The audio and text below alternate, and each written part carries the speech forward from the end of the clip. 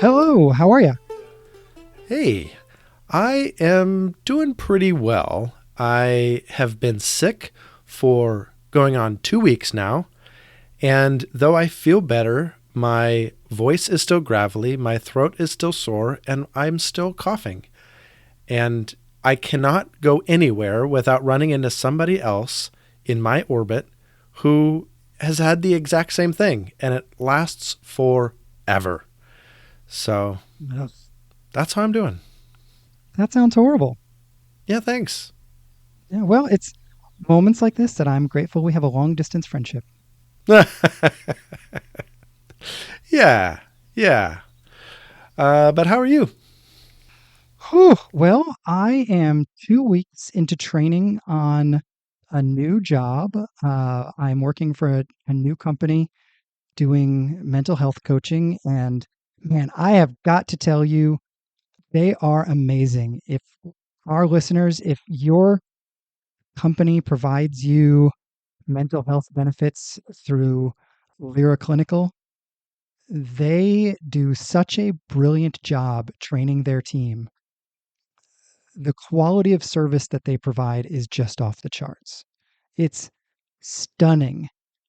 I have been working to be a good coach for years, and in 2 weeks, I feel like I am 5 times better because they know what to give me and how to empower me and what tools to give me. And it's just, they are taking all the different pieces of thinking that I've had and like putting it all together in a really effective, productive, life-changing sort of package. It's incredible. Wow, that is high, high praise. Very much so. I'm so impressed. I mean, their stats. So the PHQ-9 is a measure of depression. If someone is dealing with mild to moderate depression and they see a coach for 4 to 5 sessions across 5 weeks, their symptoms in general decrease by 50%. Wow, And that's that's awesome. they've they have 400 coaches right now. They're doing thousands of sessions per week. So that is their statistic across tens of thousands of sessions. I mean, Jeez. it's just stunning the way that they have managed to get a deeply personal product and make it wildly accessible to people. I'm glad you get to be a part of it. I'm honored to be a part of it. It's incredible. But Wow.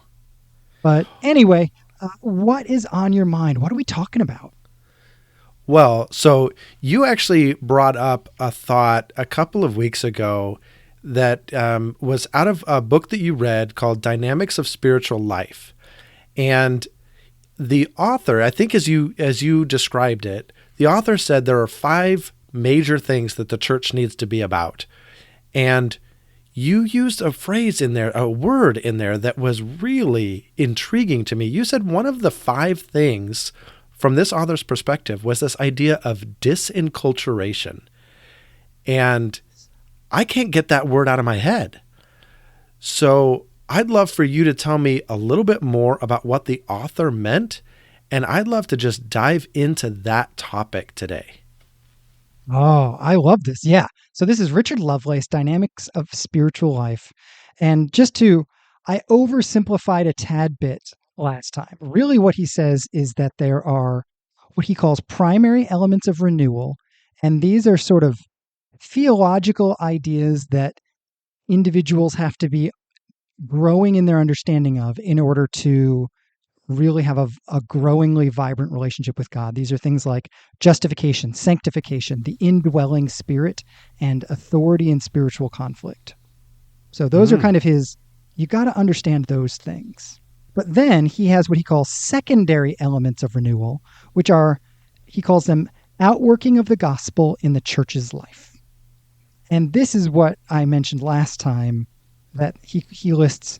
The first three are things we talk about all the time as a church, as churches. Mission, which is kind of the modern word for evangelism, right? Like we as a church are going to make a difference in the world, and we want to be a little bit broader than what evangelism meant for 30, 40 years ago. And so we've gone from evangelism to mission to acknowledge the fact that there's some systemic elements that we play in areas like justice and the environment or whatever. So mission, prayer, which is incredibly important, community, which is incredibly important. And then the fourth one is this one that he lists, he calls it disenculturation, being freed from cultural binds. And Mm. I agree. I think this is a fascinating topic to say the church ought to be about this. Well, and even more, I think it's really fascinating that he categorizes this under the heading of this is how the gospel is worked out in Christian life. I mean, I think sometimes we think about the gospel working out in Christian life in some of these other ways, like prayer and in community and those types of things in mission. But disenculturation as an outworking of the gospel in the Christian life is yet a whole nother layer of a profound thought that I've just like, I don't even know what to do with it. No, I totally agree. So, as we think about what to do with this, the first question I think we have to answer is, what are we talking about? And so let's pick this word apart. We can't understand disenculturation until we understand enculturation. So when you think of the phrase enculturation, what, if anything, comes to mind? The one thing that comes to mind isn't actually in response to the word enculturation. The word that actually comes to mind is a word that we often actually hear in Christianity when we approach this topic from a different angle. And that word is countercultural. I think we set ourselves up to be a countercultural people, but I think inadvertently we move from this idea of disenculturation, and as he says, the definition there being free from cultural binds. I think it's less about unencumbering ourselves and our community from the way that the culture has bound us up, and much more about like us versus them. We're going to be this type of people. They are that type of people. That's really where countercultural lands in my mind, which is why I'm so intrigued by this idea of disenculturation, because it requires me to think about the very question you just asked. Well, then how have I been enculturated? And Exactly. I don't know that we stop and ask that question very much. Exactly. Well, and let's take your example of believing that we are supposed to be a counterculture.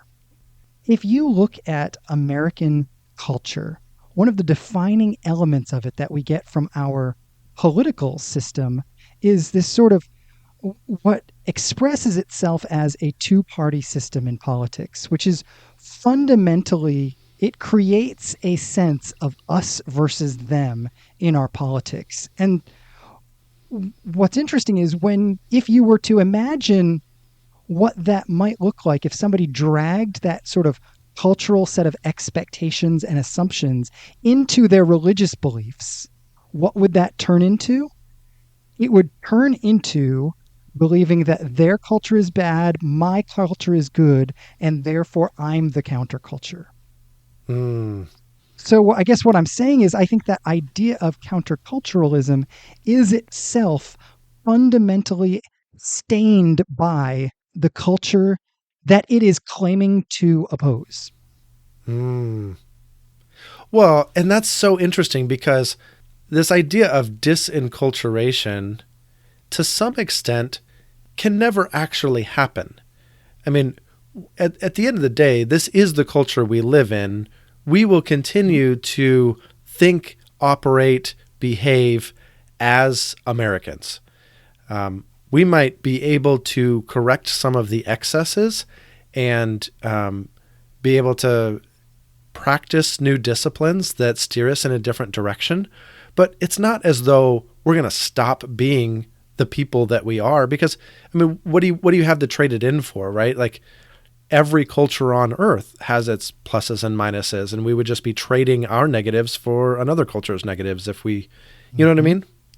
Yeah, 100%. I think you're exactly right. And this is, and just because something is culturally bound, that is to say, and let me back up. Let's make sure we define what we're talking about here. What we're really saying is that our understanding of and expression of the gospel, both of those, how we understand the gospel and how we live out the gospel, all of that is profoundly influenced by the culture in which we live to such a degree that we can't always differentiate which things are inherently just essential to the nature of the gospel and which things are part of the way it has been enculturated in our context.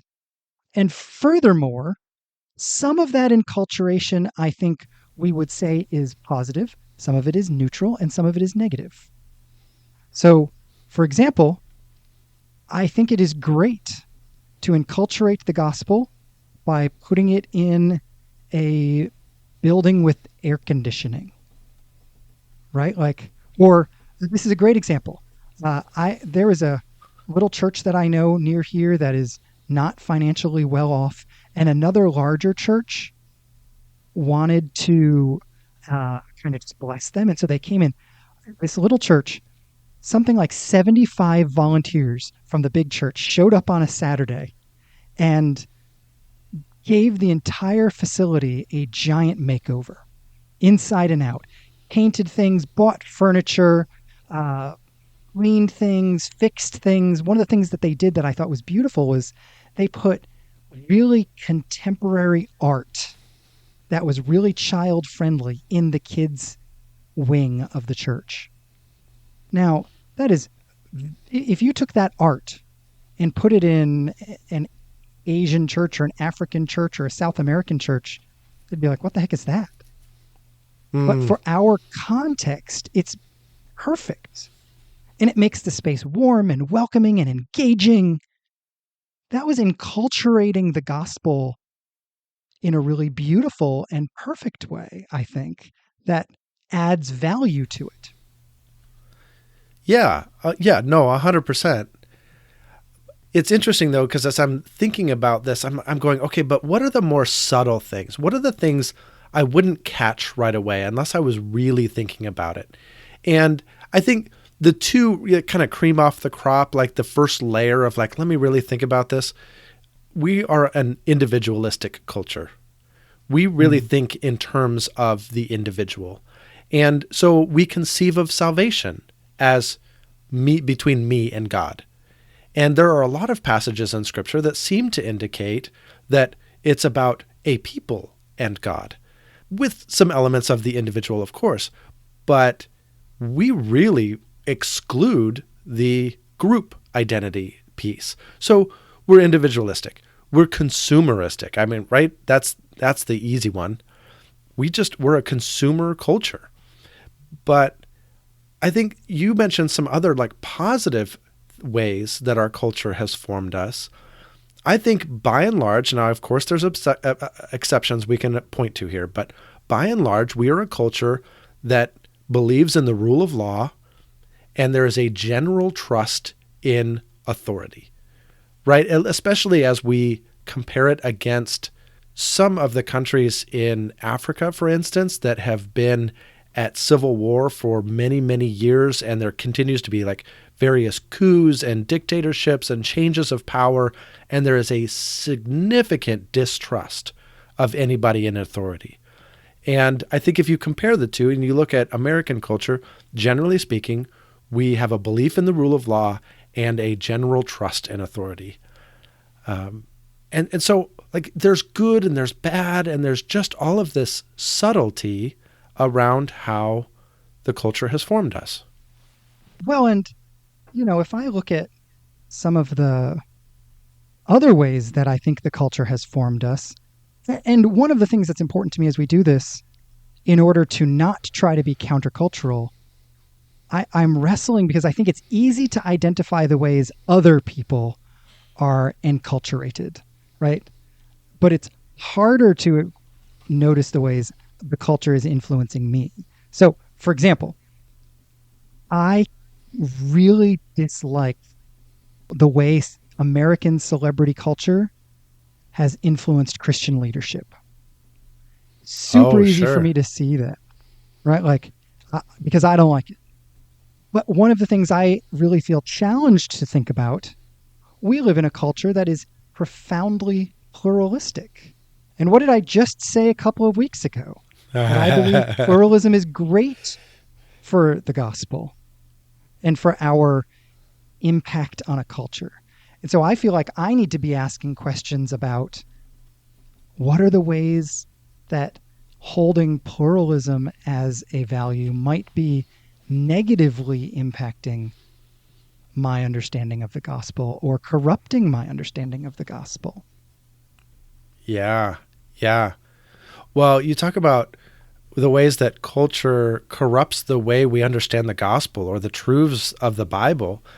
It's amazing to me how much I'm going to name three things that are will be easily identifiable by our audience as either right leaning or left leaning. And yet, regardless of what you personally believe about them, the Bible has its own worldview and its own things to say about these topics. And we only think about these topics through the lens of American left and right. The three topics that came to my mind are sexuality, creation care or caring for the environment, and the way we treat the foreigner. The Bible speaks to these issues long before America was ever even a country. And yet we cannot talk about these things and sometimes even think about these things without doing so through the lens of our culture. And let me add one more bit of mess to the pile here. It's not even just my American culture, right? We all live at an intersection of a variety of different cultures.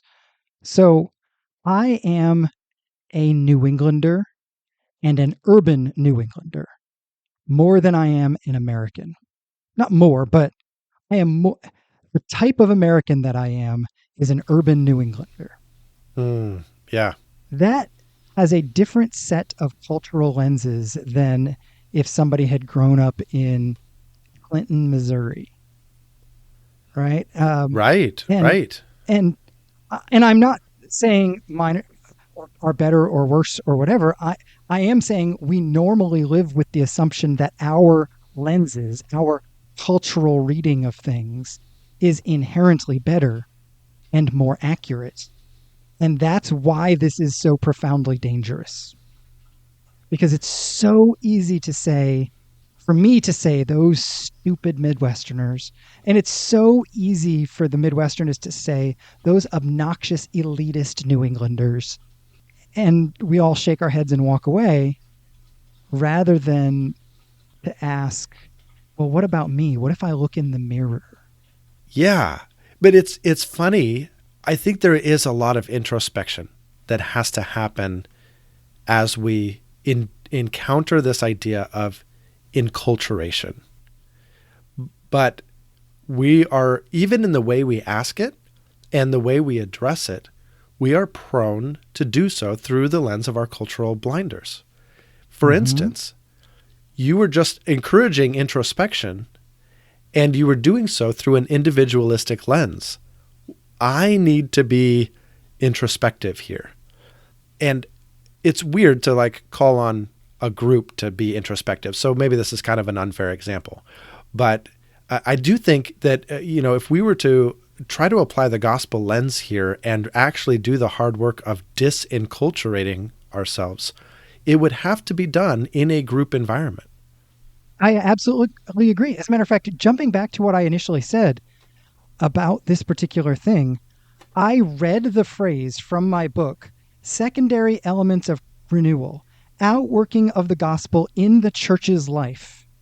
And your response, which I thought was fascinating on this exact thing, was it's so interesting to think about what these have to do with my relationship with God. You caught me in the same thing. Yeah, I think we all, and I, no mockery intended. I think we all do it, right? Like, you're absolutely right. This needs to be a community effort, and a community effort in which we aren't an echo chamber, I think. Right. Well, and at the very, I think at the very least, the way to, in some ways, avoid the echo chamber is to do everything in our power to set aside our own assumptions and to really lean into the values and the teachings of Scripture. And regardless of whether or not it conflicts with our cultural assumptions or our political views or what have you. And that's really hard work. But here's the encouraging thing that makes me say, I think this is where we need to start. In so many ways, the church is already doing some of the work of disenculturation. And my evidence for that is I recently finished a book called The Anxious Generation. And it is an avowed atheist who is a social scientist and a researcher. And he did a bunch of work to address the rapid decline of teen mental health in the early 2010s. And he said, well, look at this. It correlates with the timing of the advent of cell phones and social media apps like Instagram and Facebook and others that generate likes and comments and pictures and travel with you in your pocket. And he said, okay, correlation's not causation. We all know that. So here are some of the other factors that make me believe this is causative, not just correlative. And he did a wonderful job with this book. And toward the end, after he had laid out his case that, guys, we moved from a play-based childhood to a phone-based childhood, and it messed up our kids. And here's what we can do about it. He started laying out things that we could do about it. And some of his suggestions came directly from faith communities. He said the data shows that teens who were actively involved in their conservative faith communities were far less impacted in their mental health by the cultural shift from a play-based childhood to a phone-based childhood. And he said there are aspects of community and connection, even the act of getting together and singing songs together, that are common to the human experience up until most recently. And they still live in our churches. And it is a countercultural thing that is having positive impacts, measurable positive impacts in the mental health of our teens. So I think we're already doing this simply by living into biblical values such as community. And the more we can do that, the more I think we stand a chance at actually doing the hard work of disenculturation. I think you're absolutely right. The one thing I would add to that is I think that there are better and worse ways of participating in that will allow that community to disenculturate more effectively or not. Tell me more. So let me give you an example. Can I tell you a story? Yeah, please. And this was going to be a story of, look at this other guy and how enculturated he is in the gospel, and I mean in his culture, and how much better I am than he is. 100% true. This is how I was going to tell the story until I felt convicted as I was describing what I just described. and realizing that maybe there's a better way. But okay. Here's the story. So my daughter is going to be in a bunch of AP classes next year, and she's super excited about them. And we were talking about it, and she said, well, the only thing that's going to be tough is the beginning of class. And I said, "Oh, why?" And she said, "Well, because at the beginning of the day, of course, we always, they always say the Pledge of Allegiance. And when they say the Pledge of Allegiance, I don't stand up." And I said, "Oh, okay. Why don't you stand up?" And she said, and this is a conversation we've had for years. So she was functionally parroting what I taught her. She said, "Because I only have one allegiance. And so I want to give it to God. I don't want other allegiances. I won't pledge other allegiances." Yeah. And so for her, it is a an act of religious faith in Jesus to reject the pledge. But her teacher, who I know a number of her teachers, and many of them are wonderful Christian people, it is an active expression of their faith to say the pledge as an act of entrusting the country to God. It's almost a prayer for the nation. And like I said, I was going to throw those people under the bus until I felt convicted to say, maybe if that moment of tension ever happens, because what I said to her in the moment was, "Hey, they ever cause trouble for you, you let me know. Like I'll go to bat for you.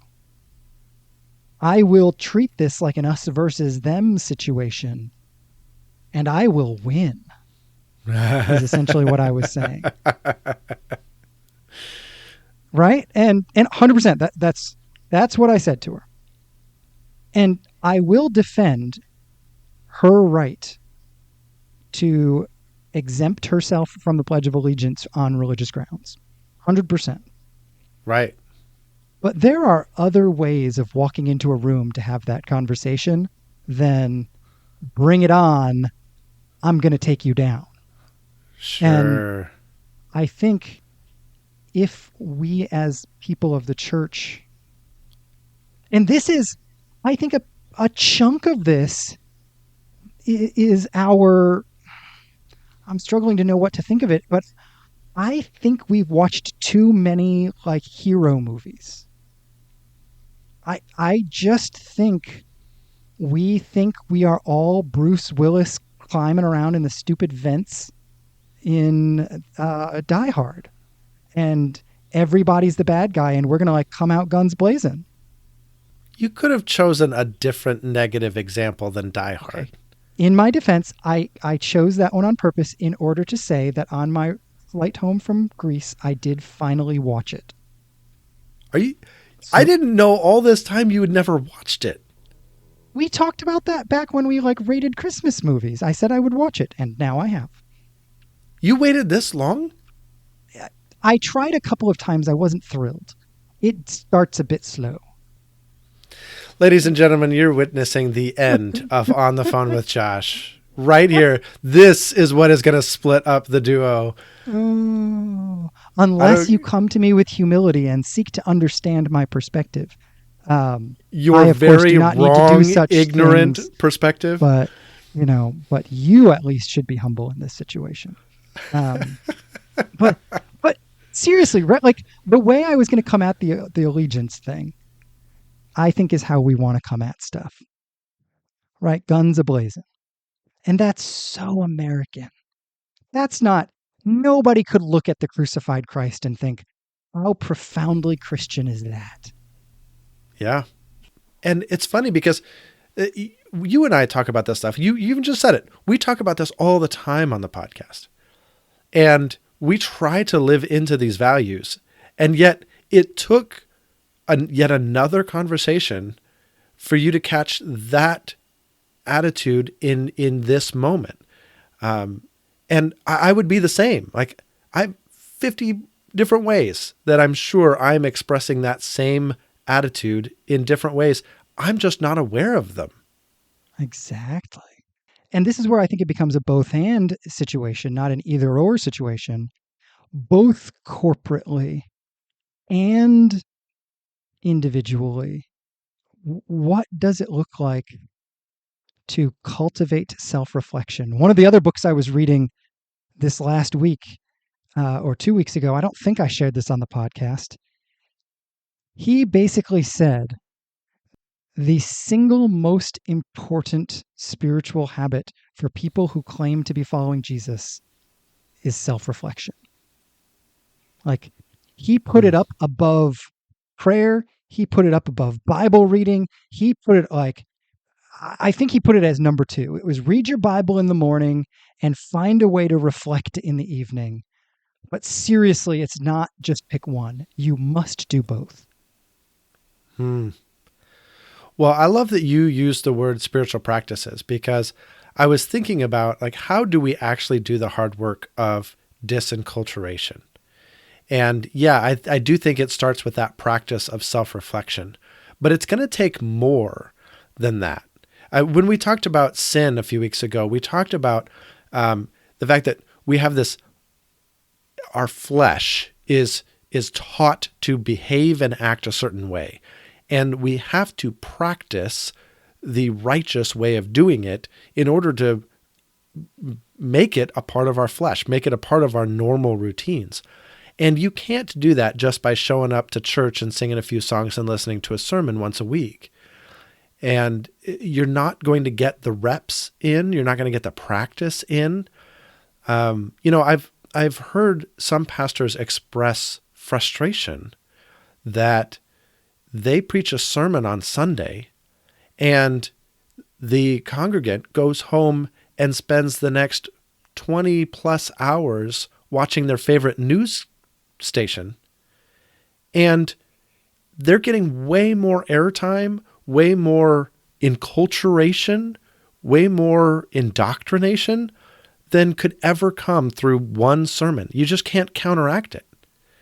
And You're so absolutely right. the only way to counteract it is to take on these spiritual practices and engage in them consistently throughout the week instead of engaging in our cultural practices like watching our favorite cable news channel. Well, and this is where, very simply, spiritual practices can be broken down into practices of disengagement and practices of engagement. Yes. And I I took a bunch of notes knowing we were going to talk about this and all sorts of things.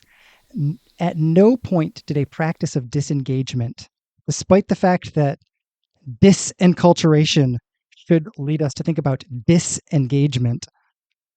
It never, I mean, we just need to stop some things. Let's just be honest. Yeah. You can't disenculturate if you spend 3 hours a day watching TV and the rest of your day scrolling through Facebook, Instagram, or YouTube or whatever.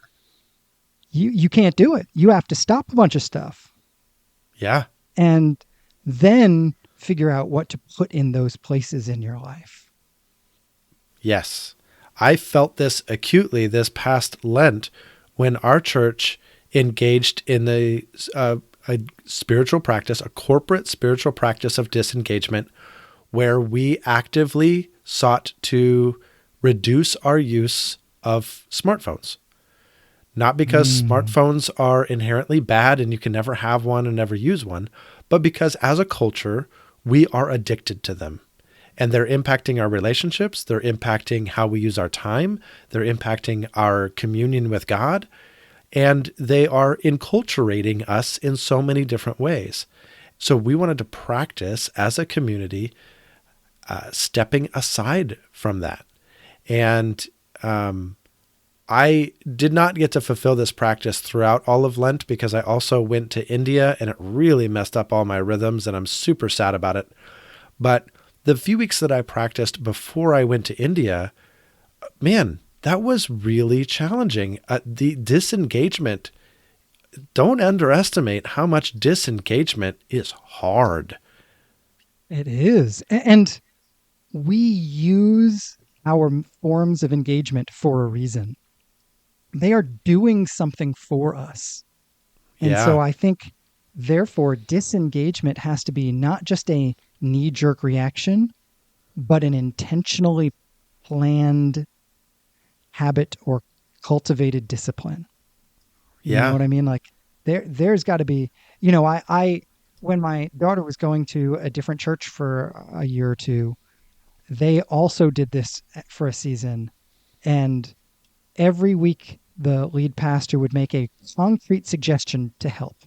So he spent 3 or 4 minutes of his sermon one week showing everybody how to set up their phone so that if you triple click the side button, it makes the screen grayscale. Hmm.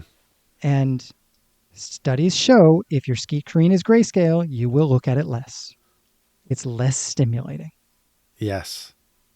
So I love the fact that there are so many little things like that out there that can not make it easy, because it's not going to be easy, nor should it be. Right? This is, if we want to ground this in anything, we should be grounding this in the crucifixion. Not just because we're talking about Lent, but because this is supposed to be about self-sacrifice. It's supposed to hurt. Hmm. That is the fundamental anti-American culture thing that we are doing. We are choosing something that is painful because there is a long-term gain that we want that is more important than the cost in the short term. Well, this gets right back to that author's definition of disenculturation. It is the outworking of the gospel in the church's life. Mm-hmm. You're coming right back to the gospel and saying this is a part of it. The gospel is a story of death and resurrection, both. You must die and you must rise in union with Christ. Like those both have to happen. Yes. And the grave danger that we're in is that we try to experience the resurrection without volunteering for the crucifixion. Hmm. Because it's not fun. No, and it may be exactly why we never talk about disenculturation being one of the fundamental practices of the church. It's not fun. It's not easy. Yeah, you're absolutely right. And it's inevitably all disenculturation is ripping off a band-aid and sticking a finger in a wound. It's going in deep. It's taking on something that is so core to who we are. I would actually suggest, and you tell me what you think about this. When we notice defensiveness coming up in us in a moment where we are responding to something, we may be on the verge of either exposing the ways in which we are enculturated or not, depending on how we respond to the defensiveness. So you're saying defensiveness might be an indication that some form of enculturation lies beneath that and it needs to be Yeah, explored. I think so. I think because defensiveness is a sign that we're going deep. Defensiveness is one of those great gifts that our psyche gives to us, that we are dealing with a very deep issue within us. And not that that should be dealt with lightly, but if we have the courage to hold the things that make us defensive up to the light, I think that's when we get to do the real work of disenculturation. Hmm. Well, I tell you what, it's not a bad practice, regardless of if it gives those results 100% of the time. I mean, True. if we can interrupt this idea, like I'm getting defensive, what's that about? What am I guarding? What am I protecting right now? We're going to be in a really good place. I totally agree. Well, I would love to turn to the audience and just say, what do you think of when you hear this word disenculturation? Or what did you think of since now you've heard 45 minutes of banter about it? And where do you think the church could really lean in to this practice in ways that help you, in ways that help your immediate community, and in ways that could really help our culture and the American people? Like, I just think it would be awesome to compile a list, if you will, of ways that the church could really lean into this idea. Ooh, I love that. Yeah, please, please, especially, if you are deeply engaged in your church community, we would love to hear ways that churches are really succeeding as communities in this. Oh, yeah, absolutely. Absolutely. Well, Josh, this has been yet another great conversation, and I appreciate the way that we get a chance to kick these ideas around. I learned so much from these conversations. So, Me too. you looking forward to doing it again next week? Yeah, 100%. Okay, I will talk to you then. All right. Catch you then. Bye.